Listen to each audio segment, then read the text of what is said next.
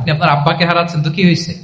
আমরা যদি আমাদের কোনো প্রিয়জনকে হারাই, আমরা আশাবাদী হয়েই হারাই, কারণ তাকে আমি চিরকালের জন্য হারাচ্ছি না। আপনি আপনার আব্বাকে হারাচ্ছেন তো কি হয়েছে?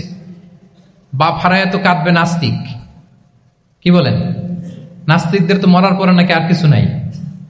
হ্যাঁ, দেখবেন আপনাদের সামনে সামনে অনেক কিছু বলে যে কিছু নাই, যা দেখি না বিশ্বাস করি না। একা একা যখন মৃত্যুর পরে কি হবে চিন্তা করে ওর দম বন্ধ হয়ে আসে।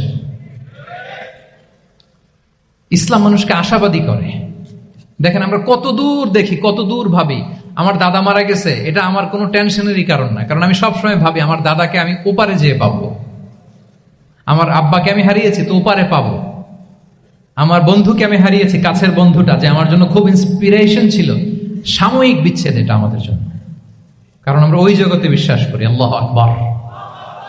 তাহলে হতাশা আমাদের ডিকশনারিতে আজকে থেকে রাখা যাবে।